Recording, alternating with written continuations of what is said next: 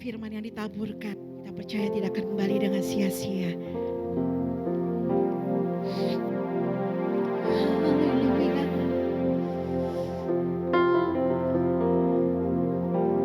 Inilah hidup kami Tuhan.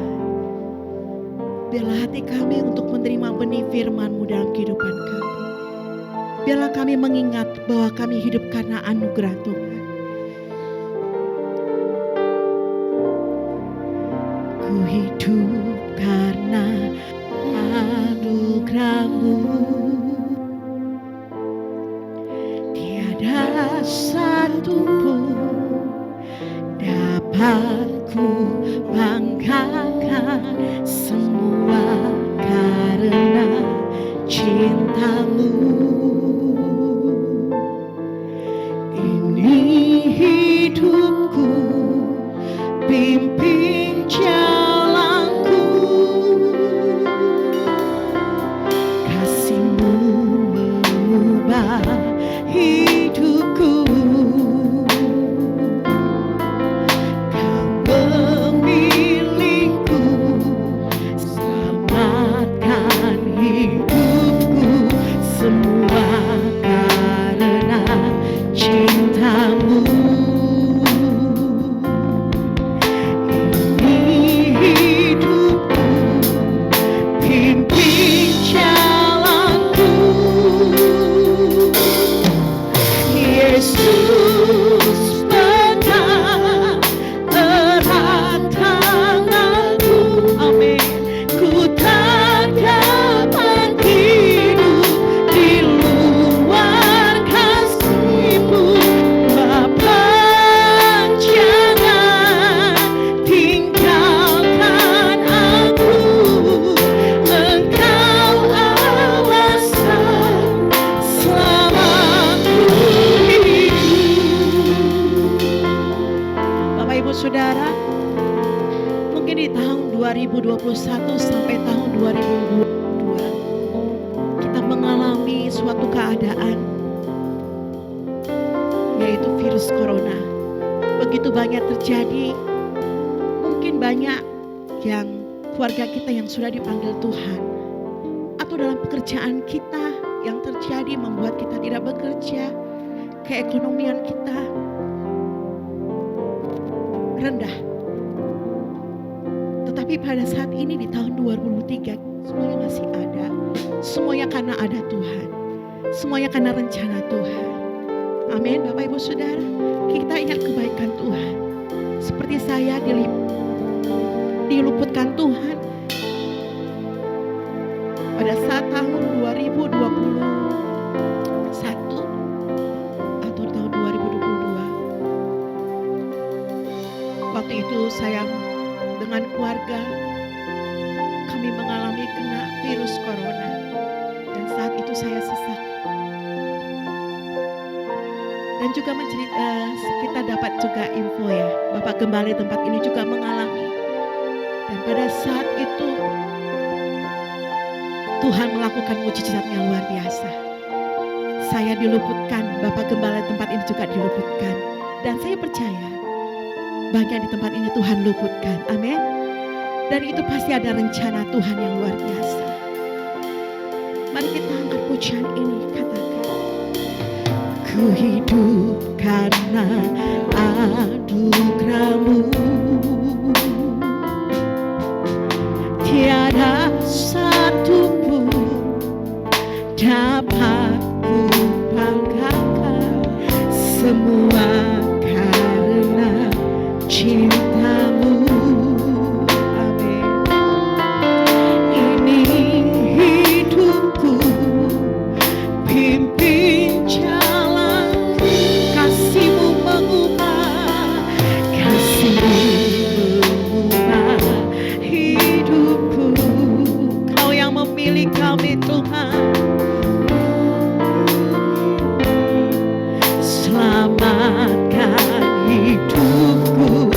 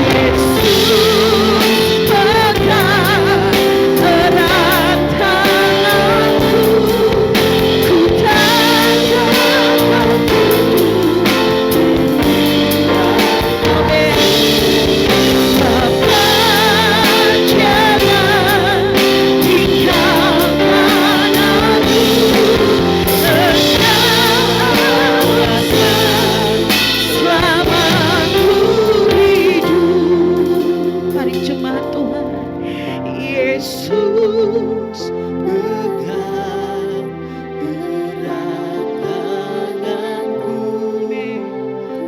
tak dapat hidup di luar kasih-Mu. Jangan tinggalkan aku, Engkau alasanku selamat. Shalom, selamat pagi menjelang siang Bapak Ibu sekalian yang terkasih dalam Tuhan. Kembali kami hadir untuk memberikan firman Tuhan pada pagi menjelang siang pada hari ini. Terima kasih buat jemaat online yang selalu setia mendengarkan ibadah Raya MC Cross setiap hari Minggu jam 10. Dan salam kasih dan hormat dari Gembala kami Pak Hendy Eva Mutam bagi seluruh jemaat online dimanapun Anda berada. Dan kepada setiap jemaat online Bapak Ibu sekalian, teman-teman yang terkasih yang merayakan hari tahun baru, selamat tahun baru, Gong Chi Fat Chai. Kiranya Tuhan memberkati selalu dalam kehidupan Bapak Ibu sekalian. Dan seluruh jemaat MC Cross yang terkasih, Shalom. Wow, terima kasih. Luar biasa, kita tetap berkumpul di sini untuk tetap beribadah meskipun di tengah-tengah perayaan selamat tahun baru bagi seluruh yang merayakannya. Oke, pada pagi menjelang siang hari ini, saya berterima kasih kepada Pak Hendy Mutam bahwa saya diperkenankan untuk memberikan satu pesan tentang menderita untuk dimuliakan. Sebelumnya Bapak Ibu sekalian, mari kita tundukkan kepala dan mari kita berdoa. Terima kasih Tuhan Yesus akan setiap perjumpaan pribadi yang menenangkan, setiap perjumpaan pribadi yang meneguhkan, setiap perjumpaan pribadi yang memberikan kelegaan. Silakan Tuhan Engkau berfirman sepanjang pertemuan ini.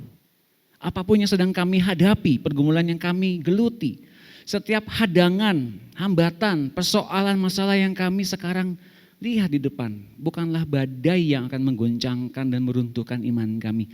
Tapi kami ingin melihat Engkau dan segala kehadiran-Mu, firman-Mu meneguhkan kami dan membawa kami ke dalam berbagai kemenangan demi kemenangan, kemuliaan demi kemuliaan. Maka bertahtalah menjadi Raja dan Tuhan atas hidup kami ya Tuhan. Sepanjang kami hidup di muka bumi ini, kami mau berkarya bagi kerajaan Allah. Terima kasih Tuhan Yesus, kami bersyukur di dalam nama-Mu kami telah berdoa. Semua yang percaya katakan, amin. Baik, Bapak Ibu sekalian, kalau kita mendengar kata menderita, pasti banyak orang akan. Tapi bagaimana jika menderita itu adalah panggilan dari sorga? Mungkin masih banyak orang yang menolaknya. Sementara yang akan kita bahas pada saat hari ini, menderita itu untuk dimuliakan oleh Allah. Jadi ini pasti ada satu hal yang perlu kita ketahui untuk kita beroleh kekuatan pada saat menderita di dunia ini. Namun pertanyaannya adalah, itu diberikan dari sorga, dari Allah kita untuk kita menderita. Sekarang mungkin kita bertanya, mengapa kita mesti menderita? Mari kita baca ayatnya yang akan saya ambil dari 1 Petrus 2 ayat 21. Sebab untuk itulah kamu dipanggil, karena Kristus pun telah menderita untuk kamu dan telah meninggalkan teladan bagimu supaya kamu mengikuti jejaknya. Dipanggil. Artinya di sini adalah itu merupakan panggilan. Panggilan dari siapa? Panggilan dari Allah. Siapa yang terpanggil? Kita. Sebagai orang Kristen, orang percaya, orang beriman, anak-anak Allah. Namun ketika dipanggil, kemudian ada satu ayat dalam Alkitab bahwa ketika kita dipanggil, bukan cuma kita dipanggil saja, tapi ketika kita dipanggil, kita pun mesti menjadi orang yang terpilih. Artinya, ada satu kualifikasi yang surga tanamkan dalam standar ilahi, bahwa kita mesti mencapai tingkatan yang terpilih itu. Dan tidak cukup di situ teman-teman Bapak Ibu sekalian, bahwa ternyata setelah terpanggil terpilih, kita mesti ditemukan oleh Tuhan sebagai anak-anaknya yang setia. Jadi terpanggil, terpilih, dan setia. Mengapa kita mesti menderita? Alasannya adalah karena Yesus pun menderita dan kita diberikan keteladanan agar kita mengikuti jejaknya. Berarti di sini bahwa penderitaan itu adalah satu hal yang perlu kita ketahui dan yang perlu kita jalani bersama-sama dengan Tuhan yang ada di depan kita. Nah, teman-teman di sini bahwa kalau ternyata ada satu tingkatan bahwa itu merupakan satu pilihan, satu keadaan yang harus kita lakukan dengan setia. Artinya ada status standar di sorga dan satu kemuliaan dan hormat Allah yang menyertai setiap kita yang menderita. Artinya adalah gini, kalau kita menderita dari apa yang telah kita lakukan salah, perbuatan yang kita lakukan salah, keputusan yang kita salah, dan kemudian kita melangkah dengan salah, berbuat yang salah, itu namanya bukan penderitaan yang diberikan oleh Tuhan. Tapi karena itu adalah ganjaran akibat dari kesalahan kita.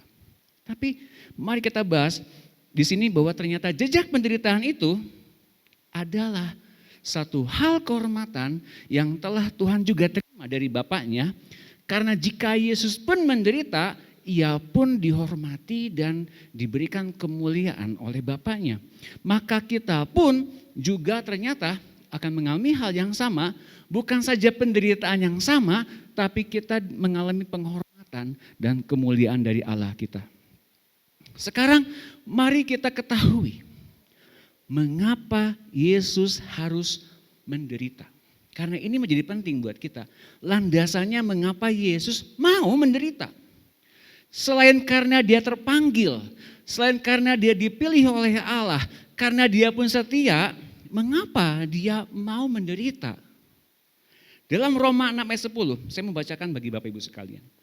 Ia mati satu kali untuk mengakhiri kuasa dosa untuk selama-lamanya. Saya mengambilnya dari FIYH, firman Allah yang hidup. Tetapi sekarang ia hidup kekal dalam persekutuan dengan Allah. Jadi anggaplah tabiat saudara yang lama itu sudah mati dan tidak lagi berada di bawah pengaruh dosa. Hiduplah bagi Allah dengan perantaraan Yesus Kristus Tuhan kita. Yesus mati menderita karena ia memang terpilih. Karena kemudian memang ia mendapat panggilan dari Bapaknya. Dan ia kemudian setia lakukan itu. Setia sampai mati di kayu salib. Ia berkuasa dan mematikan, mengakhiri kuasa dosa untuk selama-lamanya, untuk kepentingan kita. Dan sekarang dalam setiap keputusan yang kita lakukan sekarang, kita tidak lagi bertindak dengan gegabah. Karena kita mesti mengikuti jalur penderitaan ini. Ingat, ini adalah jejak penderitaan yang sama yang telah Tuhan tanamkan dan kita mesti mengikuti jejak-jejaknya itu. Namun, dari alasan mengapa kita mesti menderita ini, karena Yesus mau menderita bagi kita, bagaimana jika seorang tidak mau menderita? Artinya bagaimana kalau kita tidak menanggapi panggilan itu untuk tidak mau menderita? Mari kita buka dalam kitab Wahyu, ada 8 ayat setidaknya mengenai barang siapa menang. Artinya apa?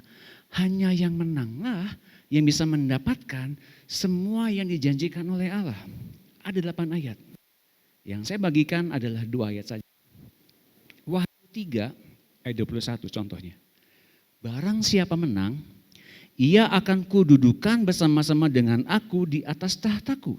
Sebagaimana aku pun telah menang dan duduk bersama-sama dengan Bapakku di atas tahtanya.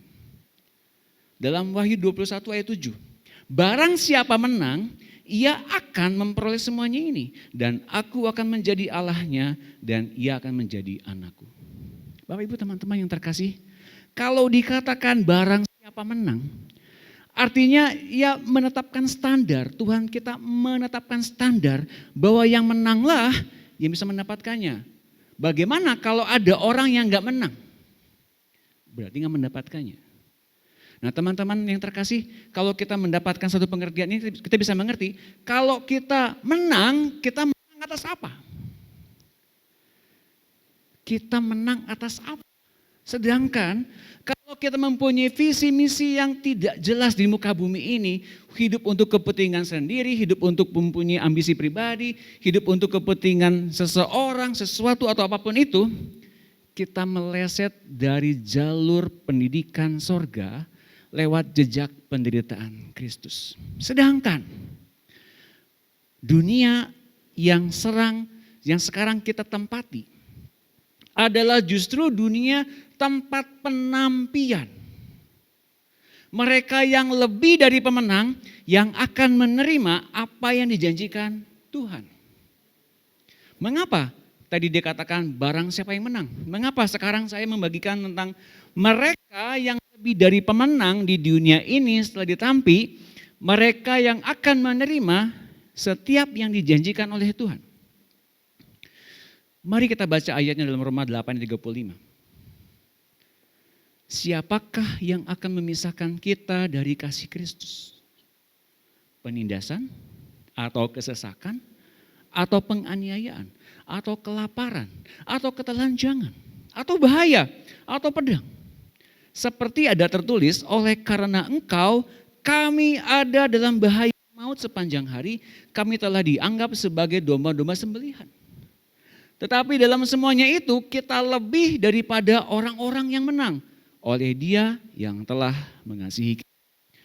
Perhatikan di sini Bapak Ibu teman-teman yang terkasih, kita lebih daripada orang yang menang. Kita lebih dari sekedar orang pemenang. Mengapa dikatakan demikian dalam ayat ini? Mari kita telusuri, siapakah yang akan memisahkan kita dari kasih Kristus? Kasih Kristus mengikat kita.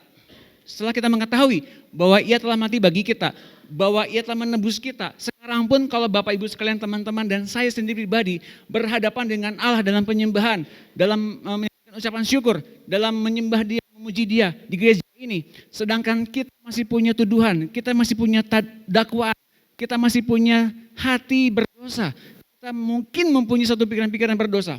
Tapi saya mau kasih tahu Bapak Ibu sekalian, teman-teman, darah Yesus melingkupi kita, melindungi kita, menjagai kita untuk tetap kita hadir sebagai anak-anak Allah yang dibenarkan, dikuduskan, disempurnakan meskipun lewat kelemahan kita, ketidakberdayaan kita, sebagaimana kita punya banyak masalah.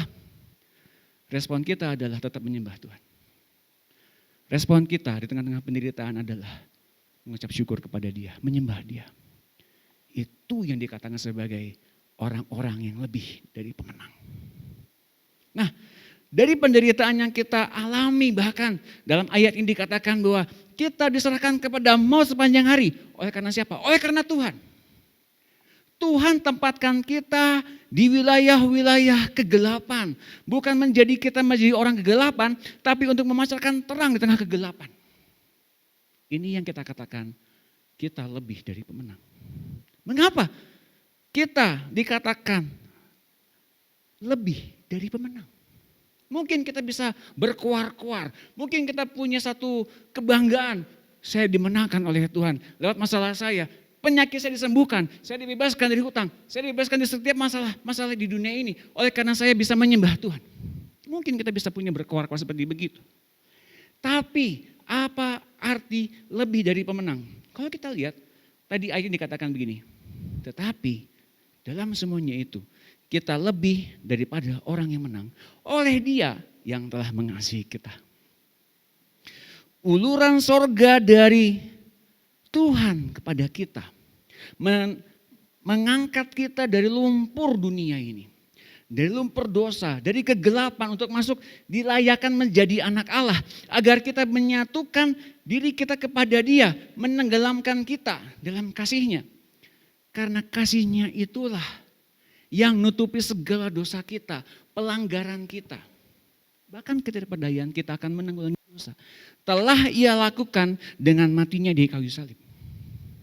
Maka saya mau katakan bahwa dalam 2 Korintus 5 ayat 14 sampai 15 bahwa arti lebih dari pemenang dikatakan dengan jelas di sini. Lihat ini. Sebab kasih Kristus yang menguasai kami, karena kami telah mengerti bahwa jika satu orang sudah mati untuk semua orang, maka mereka semua sudah mati. Dan Kristus telah mati untuk semua orang supaya mereka yang hidup tidak lagi hidup untuk dirinya sendiri, tapi untuk Dia yang telah mati dan telah dibangkitkan untuk mereka. Dari 2 ayat yang kita baca di sini dan dari Roma 8 ayat 35 tadi yang kita baca, apa korelasinya? Ini korelasinya. Bahwa ternyata bagaimana Yesus mati selain untuk mematikan kuasa dosa agar kita tidak lagi ada dalam pengaruh dosa, Ia mencerminkan teladan. Ia memberikan teladan kepada kita. Ia memberikan jalan penderitaan sekaligus Ia memberikan kepada kita sikap untuk tidak egois lagi. Tidak mementingkan diri sendiri lagi. Kasih itu tidak egois. Kasih yang mengikat kita dengan Tuhan. Kita telah diterima, kita telah diampuni, kita telah dibenarkan oleh darahnya.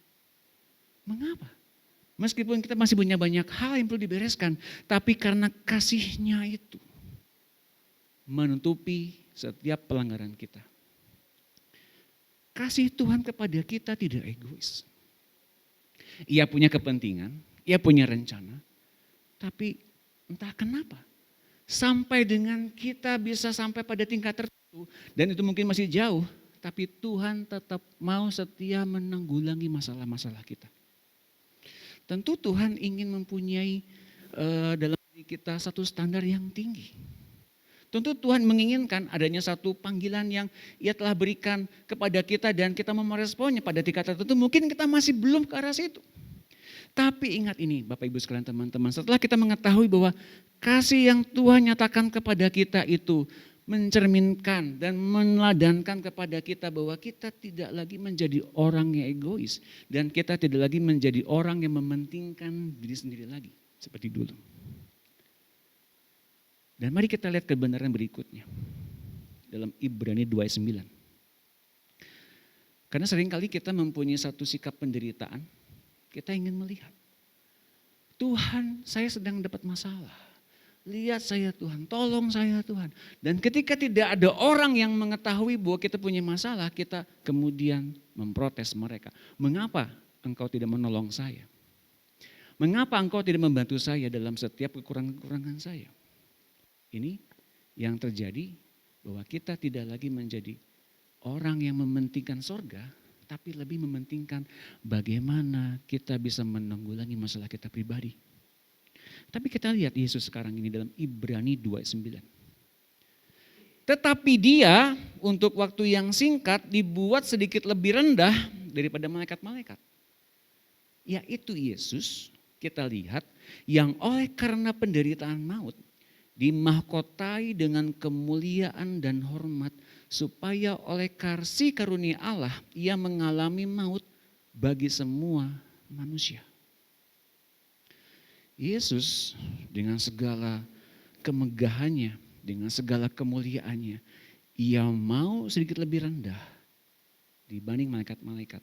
Dan mau mencicipi maut, mengalami maut untuk kita dimerdekakan dari dosa dan maut itu sendiri. Ayat 10, memang sudah sepatutnya Allah membuat Yesus penyelamat yang sempurna melalui penderitaan. Dengan itu Allah dapat mengajak banyak orang untuk turut diagungkan bersama Yesus. Sebab Dialah pembuka jalan bagi mereka untuk bisa diselamatkan. Nah teman-teman di sini kita bisa melihat bahwa ternyata Yesus memberikan diri untuk Dia mengalami maut. Demi siapa? Demi kita, demi saudara dan saya. Untuk apa Dia mengalami maut? Untuk kita enggak usah lagi melihat dosa sebagai satu pengaruh yang membinasakan dan menekan kita. Namun dalam penderitaan Yesus, Ia diberikan juga oleh Bapaknya kemuliaan dan hormat. Untuk apa kita bisa melihat ini? Untuk dari ayat ini kita bisa melihat apa? Bahwa dalam setiap sikap kita menderita, dapat masalah, pergumulan di dunia ini, bila itu memang benar dapatnya dari Tuhan dan memang kita ditempatkan di situ oleh Tuhan, ada kemuliaan dan hormat yang menyertainya agar kita menderita seketika waktu lamanya untuk belajar mengetahui siapa Yesus. Bukan untuk belajar bagaimana doa kita terjawab saja. Tapi kita bisa mengerti karena kasih Kristus yang telah melawat kita hingga kita bisa mengerti bahwa ketika satu orang telah mati, ia telah menyatakan semuanya telah mati. Apa yang telah mati? Setiap ambisi, keinginan dan keegoisan kita. Untuk kita hidup berdasarkan keinginan dan kehendak sorga. Nah, mari kita lihat apa dasar kekuatan Kristus ketika ia mau menderita di dunia ini. Apa dasarnya kekuatan Kristus? Selain kasih Allah yang membuat dia mau merelakan diri untuk disalibkan. Penderitaan. Penderitaan yang seringkali kita kita lalui. Penderitaannya mungkin kita singkirkan penderitaannya dari hidup kita. Kita enggak mau menderita. Mengapa? Karena pada dasarnya setiap orang enggak mau dapat masalah.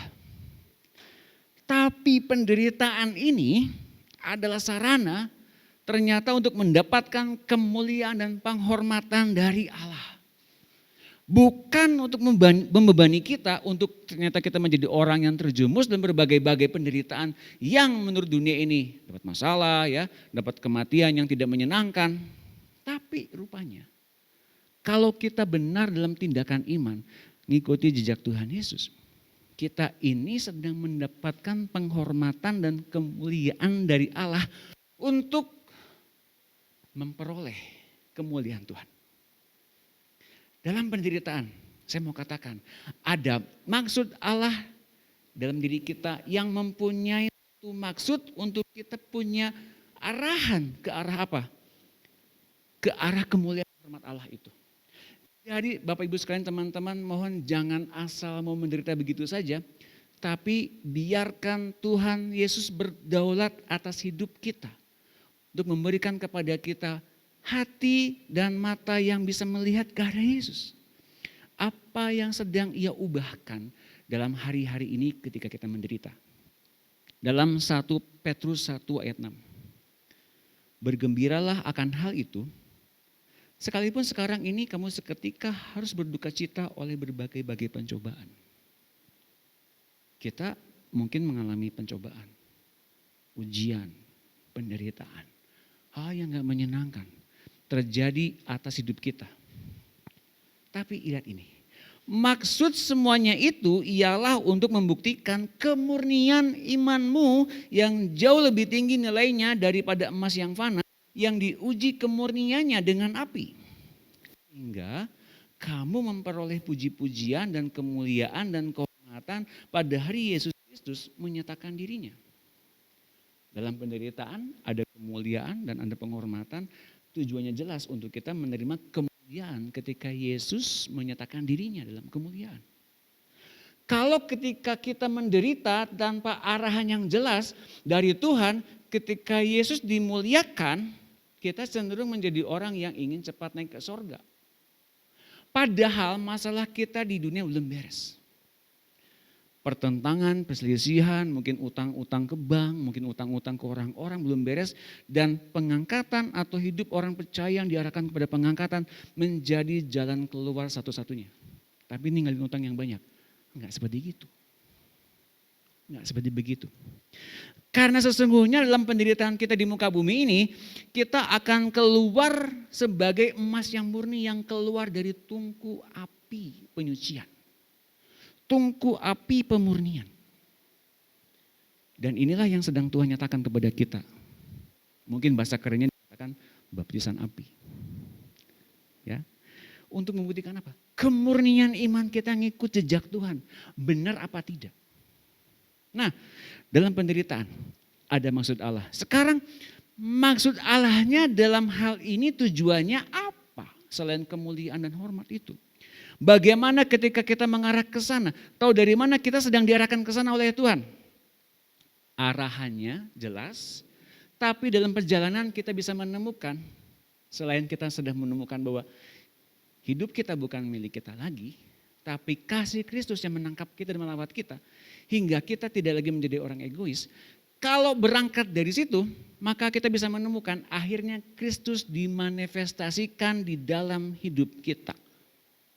Ini dia yang paling luar biasa. Diketahui dari setekun apa kita mengalami penderitaan. Kalau dalam penderitaan kita kemudian menyalahkan Tuhan, menyalahkan orang lain, menyalahkan sesama kita, maka kita sedang mengalami satu aniaya dari si jahat. Bukan penghormatan, bukan kemuliaan dari Allah, tapi sebetulnya kita sedang dianiaya oleh si jahat untuk meninggalkan Tuhan. Dalam 1 Petrus 4 ayat 1, karena Kristus telah menanggung sakit dan penderitaan, saudara harus bersikap sama seperti Dia. Saudara juga siap menanggung penderitaan. Sebab ingatlah, apabila badan saudara menderita, dosa kehilangan kuasanya. Jadi sisa hidup saudara tidak akan saudara pakai untuk mengejar keinginan-keinginan yang jahat, melainkan saudara akan berhasrat melakukan kehendak Allah. Nah, ini tujuannya. Ini jalan menuju ke sananya. Arahnya jelas, yang sedang kita gelutinya jelas, bukan masalahnya. Tapi sudahkah terbentuk Kristus yang hidup untuk kepentingan sorga? Yang benar-benar menyenangkan hati Bapa. Karena jika kita melakukan hal itu oleh pertolongan Roh Kudus, kita sedang menderita. Dan kalau kita menderita, ini lihat. Sebab ingatlah, apabila badan saudara menderita, dosa kehilangan kuasanya. Jadi lewat penderitaan Allah sedang memisahkan kita dari dosa. Perlu saya katakan sekali lagi Bapak Ibu sekalian teman-teman, untuk kita masuk ke dalam surga Tuhan bilang begini, bila matamu menyesatkan kamu, bila tanganmu membuat engkau sesat, bila kakimu menyesatkan kamu, potonglah semuanya itu, cungkilah mata itu. Karena lebih baik dengan tanpa satu mata, tanpa satu tangan, tanpa satu kaki engkau masuk ke surga. Daripada dengan dua mata, dengan dua tangan dan dengan dua kaki, Bapak dan Ibu, teman-teman kita semua masuk ke dalam neraka. Artinya bukan berarti untuk masuk ke surga kita perlu mencungkil mata. Karena mata kita melihat yang tidak kudus. Nah, seperti begitu. Tapi dengan jalan kita kemudian menderita seperti ini, kita tidak diharuskan untuk melihat yang kita harus hindari. Dan kita kemudian harus mencungkil kalau kita jatuh ke dalam dosa, cungkil aja deh daripada berbuat dosa gitu ya. Enggak begitu. Tapi kemudian ketika kita menderita, kita mulai mengesampingkan apa yang kemudian kita inginkan selama ini yang kemudian membuat kita berdosa. Sangat penting untuk kita melakukan hal ini agar kita mematikan benar-benar bersama dengan Tuhan Yesus kuasa dan pengaruh dosa itu. Nah, jadi sebetulnya penderitaan mungkin banyak berpikir, mesti mati martir, mesti mengalami persekusi ketika beritakan Injil. Kalau dalam pelayanan kita mungkin cuma dianiaya. Oke, itu ada yang begitu, panggilan seperti begitu, tapi buang dulu pikiran itu jauh-jauh. Karena apa yang saya bagikan pada saat ini lebih ke dalam kehidupan kita sehari-hari. Entah itu Bapak Ibu sekalian mungkin baru mengenal Tuhan, entah itu kemudian baru mengasihi Yesus sekarang-sekarang ini, mendalami Alkitab sekarang-sekarang ini. Seberapa Bapak Ibu sekalian teman-teman sudah bersama-sama dengan Tuhan? Saya mohon pada saat ini mari kita belajar dulu. Jauhkan dulu pikiran kita tentang mati martir, persekusi dan pelayanan dan sebagainya. Jauhkan dulu kenapa? Karena penderitaan yang biasa kita hidupi pada saat ini sebenarnya penderitaan semacam apa? Penderitaan semacam kehilangan hak sebagai manusia daging. Ini penting untuk kita pelajari. Mengapa kita punya satu sistem dari sorga tentang kehilangan daging? Karena satu, Yesus rela kehilangan hak sebagai Allah dan memilih jadi manusia.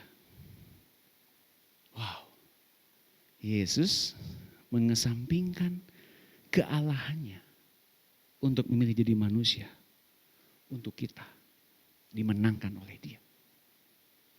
Oleh karena itu, dalam kehilangan hak ini, nanti akan saya bagian ayatnya. Dalam kehilangan hak ini dalam seperti apa? Kita sebagai suami, kita sebagai istri, kita sebagai pelayan Tuhan, sebagai hamba Tuhan, sebagai businessman, businesswoman, pekerja, wira swasta, pekerjaan apapun, sebagai warga negara, bila engkau bila kita semua, bila saya dan Bapak Ibu sekalian di sini mempunyai satu kerinduan akan hak-hak yang harus kita terima sebagai posisinya sebagai warga negara, sebagai siapapun di dunia ini. Bila itu nggak dapat, barangkali memang kita mesti mengetahui ini sedang dipisahkan dari hidup kita. Ayatnya gini, Ibrani 10:34. Memang kamu telah turut mengambil bagian dalam penderitaan orang-orang hukuman, dan ketika harta kamu dirampas, kamu menerima hal itu dengan sukacita. Sebab kamu tahu bahwa kamu memiliki harta yang lebih baik dan yang lebih menetap sifatnya. Sebab itu janganlah kamu melepaskan kepercayaanmu karena besar upah yang menantinya. Sebab kamu memerlukan ketekunan supaya sesudah kamu melakukan kehendak Allah, kamu memperoleh apa yang dijanjikan itu. Nah Bapak Ibu sekalian, teman-teman sebagai kepala keluarga, sebagai seorang suami, sebagai seorang pekerja, sebagai seorang warga negara. Mungkin dari kita sebagai suami, sebagai laki-laki ya, mungkin ada yang kehilangan hak untuk mendapatkan penghormatan dari istrinya, penghormatan dari anak-anaknya, penghormatan dari atasannya. Mungkin sebagai seorang laki-laki yang mempunyai bidang tertentu, posisi yang tinggi dalam pekerjaan, dalam pelayanan, enggak dapat penghormatan, malah kemudian dicibir, dimaki-maki, mungkin di jalan sebagai orang yang tidak mendapatkan penghormatan semestinya dari masyarakat. Saya mau katakan, mungkin ada perbuatan kita yang salah, tapi saya enggak berhak untuk menghakimi itu. Tapi kita mesti relakan diri untuk kehilangan hak itu. Hak dihormati, hak mendapatkan satu tempat yang baik di masyarakat, dipandang sebagai orang yang penting. Mengapa? Karena kalau kita sedang kehilangan hak, kita percaya itu dalam penderitaan. Mungkin engkau sebagai seorang kepala keluarga, engkau begitu banyak menanggung begitu banyak masalah. Masalah keuangan, masalah masa depan, masalah anak sekolah. Mungkin sebagai kepala keluarga, mungkin bapak-bapak sedang mengalami begitu banyak masalah. Engkau mungkin memikirkan masa depan. Sedangkan mungkin engkau punya satu kerinduan pribadi yang belum terlaksana. Dan bahkan pemasukan income mungkin mesti diserahkan kepada istri. Enggak sempat untuk menerima, misalnya hanya sekedar sepiring makan sate malam-malam gitu ya, mungkin itu kehilangan haknya. Saya percaya itu merupakan jalan penderitaan yang dari Tuhan. Untuk kita tidak lagi memikirkan diri sendiri, tapi memikirkan jauh lebih banyak kepentingan sorga. Atas anak-anak dan bahkan atas keluarga kita. Nah teman-teman, Bapak Ibu sekalian, kalau kita sebagai istri, mungkin hai engkau istri-istri, mungkin engkau perempuan-perempuan, mungkin ingin mendapatkan perhatian dari suamimu, perhatian dari orang yang kau kasih, tapi enggak mendapatkannya. Mungkin suamimu, mungkin pasangan hidupmu mungkin terlalu sibuk dengan berbagai macam masalah-masalah dalam hidupnya. Hai si istri, relakah engkau kehilangan hak untuk diperhatikan oleh suamimu? Meskipun engkau disayang sama suamimu, tapi rupanya suamimu tidak memperhatikan engkau sebagai orang yang dia kasih, sebagai pasangan yang harus dipuji, yang dihargai ketika memasak dengan enak, tapi dibilang masakannya enggak enak. Hai si istri, apakah engkau siap kehilangan hak itu? Nah, sebagai anak-anak mungkin anak-anak menginginkan kehidupan yang terjamin, sekolah yang luar biasa, masa depan yang terjamin, hidup enak, jajan tambah terus tiap bulan gitu ya. Sebagai anak-anak, relakah engkau ketika masa-masa seperti ini, ketika orang tuamu kehilangan pekerjaan, anak-anak engkau tidak mendapatkan apa yang harusnya engkau dapatkan, enggak memiliki suatu kesempatan untuk makan di luar bersama dengan teman-teman yang lain. Hai anak-anak, relakah kehilangan hakmu sebagai anak-anak yang menikmati masa muda dengan indah? Kita mau belajar sebagai seorang hamba Tuhan. Siapapun kita pada hari ini, background kita apapun, setelah kita ditebus oleh dari Yesus, kita menjadi orang yang disebutkan oleh surga sebagai hamba Tuhan. Dan ketika kita sebagai hamba Tuhan, relakan hak-hak seperti itu, hak-hak sebagai manusia daging itu hilang. Seperti Yesus, jejaknya yang ia nyatakan kepada kita. Dalam Filipi 2 ayat 6. Pada dasarnya ia sama dengan Allah. Tetapi ia tidak merasa bahwa keadaannya yang ilahi itu harus dipertahankannya. Sebaliknya, ia melepaskan semuanya lalu menjadi sama seperti seorang hamba. Ia menjadi seperti manusia dan nampak hidup seperti manusia.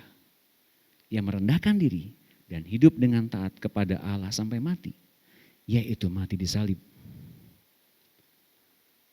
Dan oleh karena kehilangan hak itu, dan oleh karena ketaatannya kepada Allah sampai mati, yaitu mati di salib itu, dan oleh karena dia memilih menjadi manusia seutuhnya, memilih jalan penderitaan. Ketika ia kemudian disiksa, Bapak Ibu sekalian teman-teman, ketika dicambuk, terutama ketika ia menjelang dicalibkan, cambuk orang Romawi itu terbentuk dari cakar besi dan tulang-tulang yang runcing. Sekali kemudian dipecutkan kepada tubuh manusia, tubuh Yesus, itu daging yang tadinya utuh, itu tercabik begitu rupa. Dikatakan dalam Alkitab, oleh bilu-bilunya engkau telah sembuh. Saudaraku tahu apa makna dari ketika Yesus dicabik oleh cambuk Romawi itu? Bahwa ia menginginkan ketika ia mendapatkan penderitaan yang sehina itu, ia mau agar kemanusiaan daging kita pun diangkat oleh kuasa Roh Kudus agar kita mengalami kehidupannya, mengalami kepenuhannya, mengalami penderitaannya. Yang ia inginkan penderitaannya bukan cuma soal mesti mati dalam penginjilan, mesti mati dalam menjadi saksi Kristus. Yang ia inginkan sederhana, rela atau tidak kehilangan hak sebagai manusia daging, untuk kemudian diganti dengan peninggian dan kemuliaan Allah. Ini yang Tuhan inginkan sebetulnya, lebih dulu seperti ini. Karena untuk kita masuk ke dalam penderitaan yang dimaksud oleh Tuhan seperti yang ia berikan kepada murid-muridnya. Semuanya mati kecuali Yohanes. Semuanya mati dengan mengerikan. Mengapa? Karena Yesus memberikan kemuliaan dan penghormatannya kepada murid-murid yang dikasihinya itu. Nah, teman-teman Bapak Ibu sekalian, ketika yang melandasi peninggian dan kemuliaan Allah dalam diri murid-murid itu, mereka rela mati bagi Tuhan. Mengapa? Karena di depan sana mereka melihat ada ladang kuning yang siap dituai. Penginjilan kepada bangsa-bangsa yang dilakukan oleh murid-murid Tuhan ini. Dan oleh karena darah mereka tercurah, Injil itu masuk sekarang di tanah bangsa negara ini, di Indonesia ini. Dan kita beroleh kemuliaan dan penghormatan yang persis yang Tuhan berikan kepada murid-muridnya. Namun sekali lagi saya mau katakan bahwa mereka yang terpanggil, mereka yang terpilih, dan mereka yang setia, mereka akan mendapatkan peninggian dan kemuliaan Allah. Kesimpulannya apa Bapak Ibu sekalian teman-teman sebagai penutup ibadah pada siang hari ini? Kita menderita karena Yesus meninggalkan jejaknya untuk kita mengikutinya. Dalam menderita, kita kehilangan hak sebagai manusia daging dan hidup sebagai hamba Tuhan. Dalam penderitaan, kita menerima kemuliaan dan penghormatan Allah. Dan dalam penderitaan pula yang seketika lamanya, kita belajar bagaimana mengikuti jejak Yesus. Tidak lagi menjadi diri kita yang dulu. Tidak lagi menjadi manusia daging, tapi menjadi hamba Tuhan. Nah, singkat kata Bapak Ibu sekalian teman-teman, sudahkah kita sebagai seorang pengikut Tuhan rela kehilangan kehormatan kita sebagai seorang suami, kehormatan kita sebagai istri, kehilangan kehormatan kita sebagai warga negara, sebagai seorang Kristen yang mendapatkan mungkin satu sanjungan dari orang lain. Rela gak kehilangan seperti itu semuanya teman-teman Bapak Ibu sekalian. Dan jika kita kehilangan itu, kehilangan hak-hak kita itu, Allah menggantikannya dengan peninggian dan kemuliaan serta penghormatan yang luar biasa.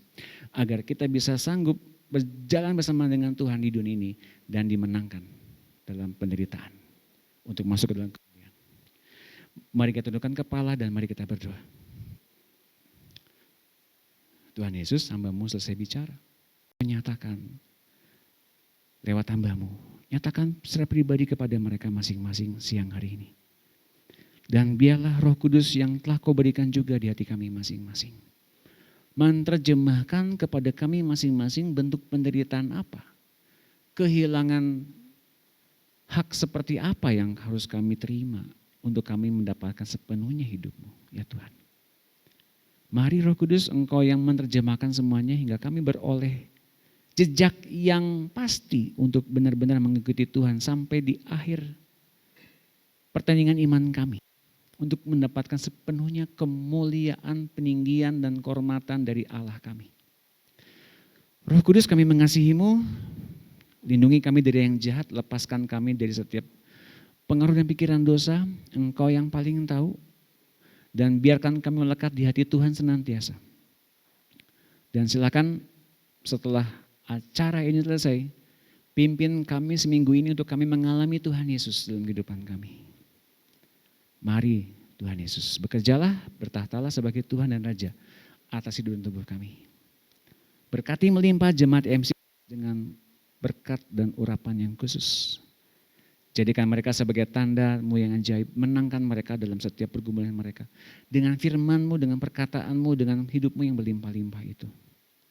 Dan setiap pekerjaan, pelayanan, setiap profesi mereka, jadikan semuanya mereka menjadi hamba Tuhan. Agar kami semua melayani Tuhan dalam pekerjaan kami, pelayanan kami, dalam segala kesibukan kami, aktivitas kami sebagai warga negara pun kami melayani Tuhan. Dan berkati juga jemaat online yang mengikuti acara ini siang ini Tuhan, biarkan mereka semua terikat oleh kasih setia-Mu senantiasa. Dan jadikan kami sebagai gereja yang betul-betul visioner membangun tubuh Kristus dengan kekudusan sorga. Biarlah setiap pergumulan di domisili mereka, di tanah mereka, di bangsa mereka, di suku bangsa mereka, Engkau berikan kepada mereka hikmat semua untuk mereka bersama-sama dengan Engkau mengatasi semua masalah-masalah di dalam tanah dan suku bangsa mereka. Dan Tuhan, kami juga berdoa bagi bangsa negara ini. Biarlah bangsa negara ini Kau lawat dengan indah. Dan damai sejahtera-Mu, kekudusan-Mu melanda bangsa ini. Berkati pemimpin-pemimpin kami dari presiden hingga ketua RT. Dan setiap aparat TNI Polri. Berkati mereka dengan kewibawaan ilahi. Karena mereka sedang menyenang pedang. Untuk memberkati kami sebagai anak-anak Allah yang takut akan Kau. Kami berdoa setiap gereja-gereja Tuhan dipulihkan, dimenangkan untuk mereka mendapati bahwa mereka dikuduskan oleh Engkau ya Tuhan. Kami juga berdoa bagi Pak Hendy Famutam. Biarlah Engkau juga berkati pelayanan beliau, kesehatan, serta tanda-tanda yang Tuhan Kau berikan. Kau berkati istrinya, keluarga besarnya dengan setiap kemurahan dan kebajikan-Mu. Kami juga mau menyerahkan persembahan, persepuluhan kami, setiap berkat-berkat yang telah kami terima. Dan kami mengembalikan apa yang menjadi hak-Mu. Berkati setiap apapun yang kami tabur pada siang hari ini, Engkau memberkati kami juga berlimpah-limpah oleh karena kemurahan kebaikan-Mu.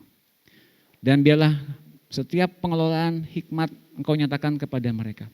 Hingga setiap apa yang kami tabur Engkau lipat gandakan untuk kepentingan sorga. Di dalam nama Tuhan Yesus. Biarlah kami terus menerus mengucap syukur kepada-Mu dalam setiap penderitaan kami. Terima kasih Tuhan. Terima kasih Roh Kudus. Di dalam nama Tuhan Yesus kami bersyukur. Semua yang percaya katakan amin. Dan berkata saudara. Engkau memberkati